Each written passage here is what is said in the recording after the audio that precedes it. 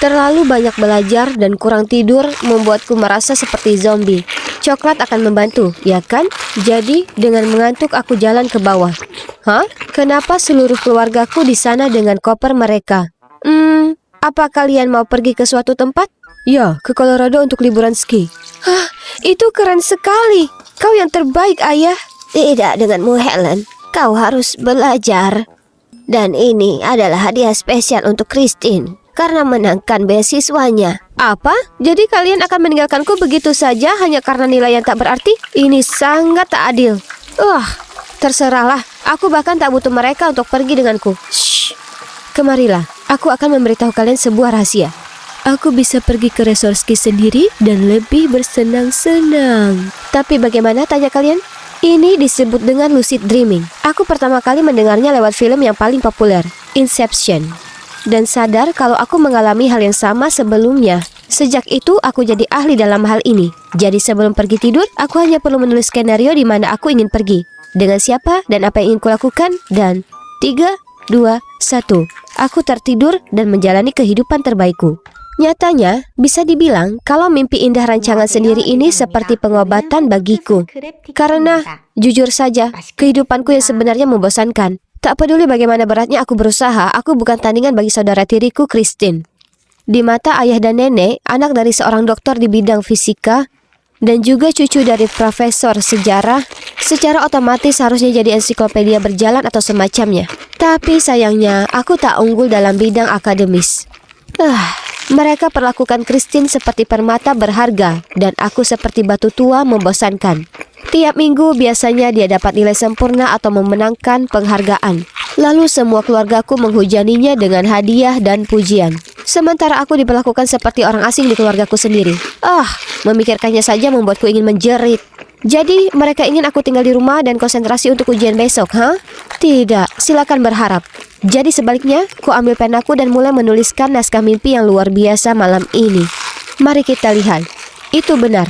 Roger yang menyebalkan itu berani dengan tega melempar permen yang kuberikan padanya ke sampah, meskipun dia telah menggodaku. Dasar brengsek, aku pasti akan membalasnya malam ini. Berbaring di ranjang, ku pejamkan mataku dan mengulang kalimat. Aku akan mendapatnya keluar dari hidupku. Dan kalian tak akan percaya, dalam mimpi itu dia terus mengejarku seperti orang gila, tapi benar-benar kuabaikan dia. Helen, bangun, waktu hampir habis. Sahabatku Gabby menendang kursiku dan aku tersentak kaget. Oh tidak, tersisa hanya 5 menit. Dengan panik ku centang kertas dan segera menyerahkannya ke monitor. Hei, kamu tidak tidur atau bagaimana? Iya, aku begadang semalaman menulis naskah untuk mimpiku. Itu sepadan karena berhasil kubalas Roger. Bagaimana kalau kau dapat nilai jelek? Tak masalah, aku akan baik-baik saja saat pulang malam ini dengan mimpi indah dapat nilai A+. Tapi ternyata semua tak semudah perkiraanku. Sore itu, saat aku sampai di rumah, aku hendak menyelinap ke kamar untuk menulis naskah hebatku selanjutnya saat ada yang meraih tali tasku dan menarikku ke belakang. Itu nenek dan ayah, dan mereka berdua terlihat marah. Berapa lama lagi kau akan hidup seperti ini? Pendidikan itu penting di keluarga ini, tapi kau sepertinya tak peduli. Apa kau sadar minggu ini saja gurumu sudah menghubungiku 3 kali? Tapi ayah, aku tak suka dengan pelajaran membosankan itu. Aku hanya suka. Tak ada lagi menggambar atau menulis ceritamu yang konyol itu. Kau perlu fokus pada pelajaranmu atau kau akan berakhir menjadi orang yang tak berguna seperti...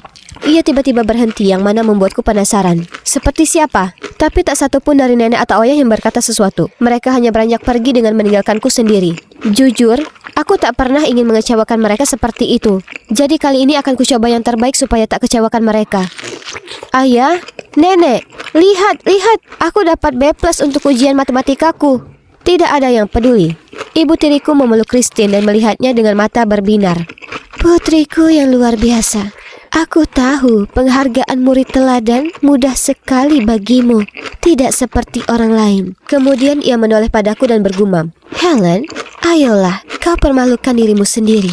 Itu memalukan. Wajahku lesu dan aku menahan tangis. Tapi aku berusaha sangat keras untuk mendapatkan nilai ini. Satu nilai B+ itu bukan hal yang bisa dibanggakan. Kubuang lembar ujianku ke tempat sampah lalu bergegas pergi ke kamar. Tak peduli apa yang kulakukan atau seberapa keras usahaku, rumah tangga ini selalu memperlakukanku seperti pecundang. Mimpilah Helen, kembali ke tempatmu yang menyenangkan. Di depanku terdapat langit senja berwarna lembayung. Sudah kurencanakan momen ini begitu lama, bersantai di pantai tanpa ada yang mengeluh. Tapi tiba-tiba langit jadi gelap, dan awan tebal itu tampaknya hendak menelanku. Hah? Ada apa ini? Ini bukan bagian dari naskah.